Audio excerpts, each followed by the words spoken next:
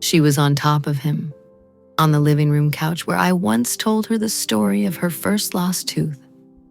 Her legs wrapped around his back, her blouse on the floor, her nails dug into the shoulders I used to kiss before bed, and him, moaning softly, calling her, not by name, but with a "my love" he used to whisper to me.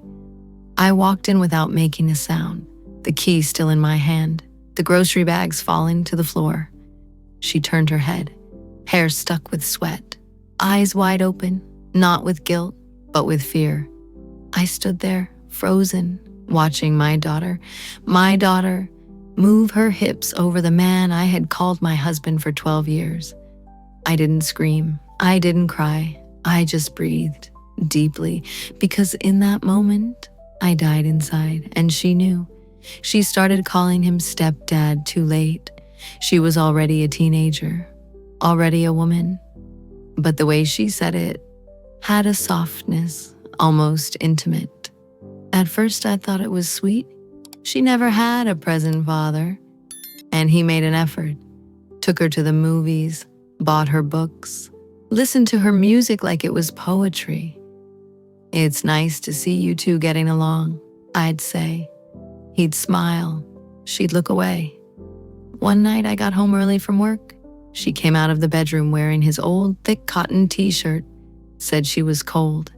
He was in the kitchen, silent, his hands wet, like he had hurriedly washed something. I started to feel it, not see it, feel it. How she wore more makeup when going out with him. How they shared jokes only they understood. How she always sat too close to him on the couch. How he began to touch me less. At first I thought, it's just a phase.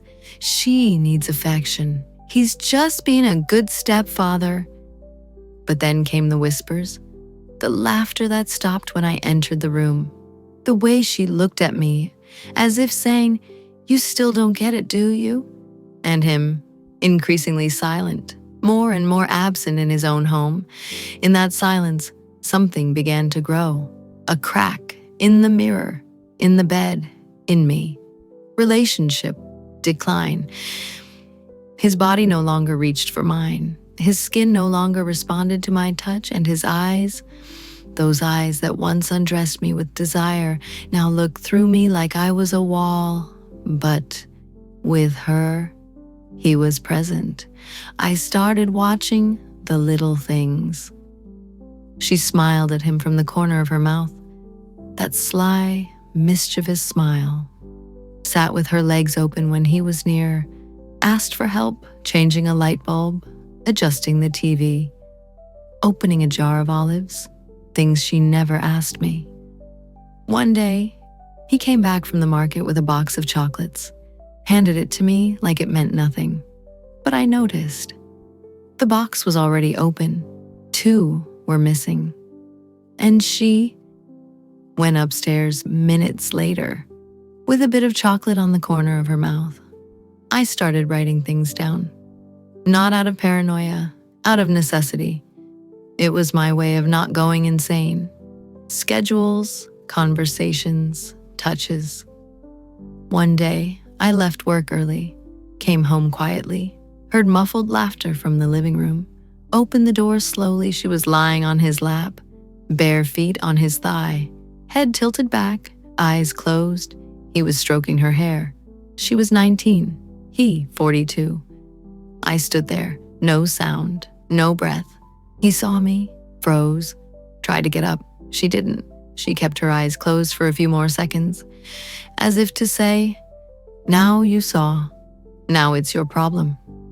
I went upstairs without a word, locked the bedroom door, and there. I didn't cry, just stared at the ceiling, trying to remember the exact moment I stopped being a mother and became an obstacle. It was a Sunday morning. I woke up before the 2 of them, the house still dark, muffled by closed curtains. I went downstairs barefoot, headed to the kitchen, not thinking of anything, just wanting coffee. But I stopped in the hallway. The office door, usually locked, was slightly ajar, and there I saw, by accident, unprepared, she was on his lap, in short pajamas, he in a t-shirt and underwear. They weren't moving, they weren't making love. They were just there, like a couple who had just grown tired. She rested her head on his chest. He held her waist with one hand, and with the other, stroked her fingers, like someone who knew every line, like someone who no longer needed to hide. They didn't see me, or they did, and didn't care. It took me seconds to understand what it meant. It wasn't just physical. It was a bond, something old, rooted, repeated. I went back to the kitchen, drank the coffee anyway, hot, bitter, silent. My hands trembled on the cup, but inside I was steady. Then I went to the bathroom, opened the cabinet, grabbed her toothbrush, saw it was new. Not because it was clean, but because it was identical to his. Same color, same brand, and there, between bristles and droplets, the truth pierced me all at once. She was no longer my daughter. She had crossed a line that cannot be uncrossed, and he would never be just a traitor again. He was an accomplice, the lover of the daughter of the woman who slept beside him. And still, I didn't scream. I just started to plan. The house became a stage, and I, the lead actress, I didn't change my routine. Still, served dinner at the table, asked neutral questions, smiled at both of them like I knew nothing. They thought I was clueless, but I had seen it all. I started sleeping with my phone under the pillow, installed an app on his phone disguised as a medication tracker. Every step, every message, every call came to me like a confession.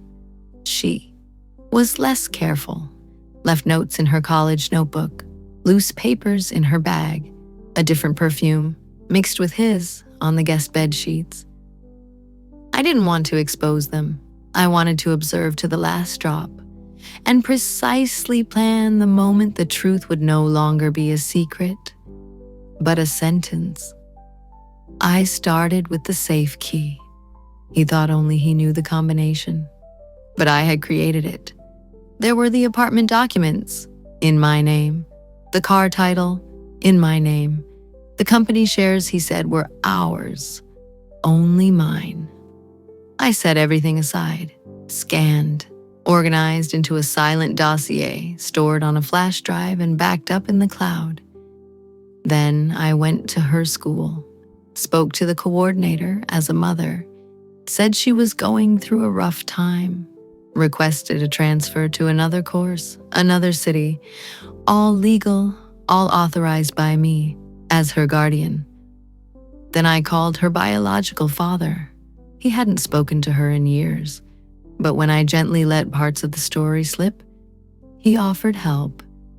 If needed, she can stay with me a while, he said.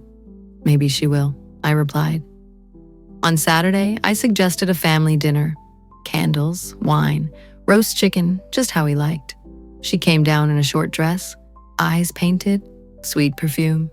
He pretended not to notice, but he smiled. I served them, sat down, raised a toast. To trust, I said. They laughed, accomplices, clinked their glasses, unaware that each bite they took was the last meal of their illusion. At the end of the night, I handed him an envelope. Bank documents, I lied. He didn't open it, put it in his briefcase. Next morning, I left before they woke up, took my suitcase, my briefcase, and left to the police station, where I reported everything with proof, messages, records, dates, photos, not out of revenge, but for protection. I was a mother, and a mother doesn't let a daughter, even when wrong, be trapped in the web of an older, manipulative, cowardly man. By the end of that week, he was served. She removed from the house under my authority, and I was left with silence. But this time, A silence of justice. He called me the same day he got the notice, called it a misunderstanding, said it was madness that I was twisting everything. She's just a girl. Your daughter, for God's sake. Exactly. She is my daughter, and you. The man undressing in front of her. I didn't yell, waited for him to finish speaking, then said only, I'm not trying to destroy you. I'm just handing you over to what you built yourself.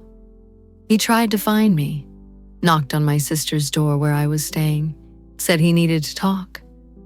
Like adults, but I didn't open. The following Monday, I filed for divorce. No division, no concessions.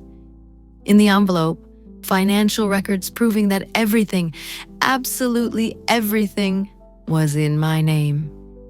He started to shrink, desperate, tried using my daughter's guilt against me. She needs us. This will destroy her. She was destroyed the day you stopped being a father figure and became a shadow. He didn't reply, lowered his eyes. In court, he cried, said he was lost, that it was all a mistake.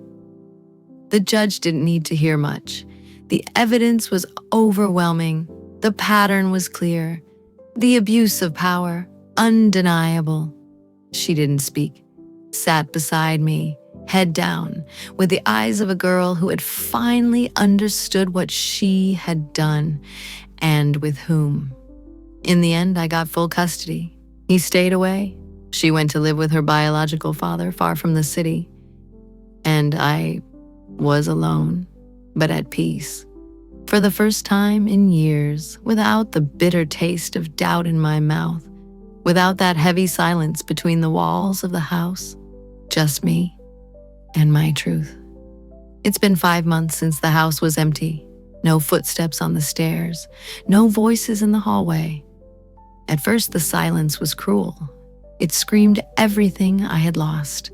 My daughter, my marriage, the illusion that this house was a home. But with time, silence changed tone.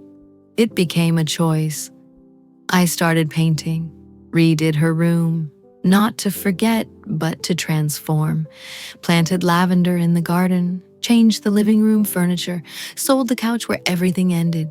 Today, I work from home. Open the windows every morning. The sun comes in.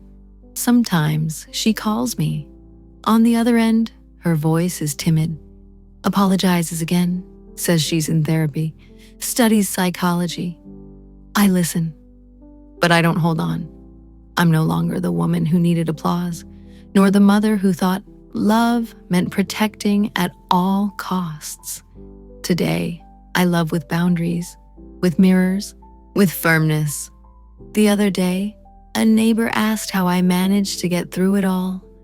I smiled, took a deep breath, and said, when the house burns down, you learn that sometimes in the middle of the ashes is where the true woman finally rises.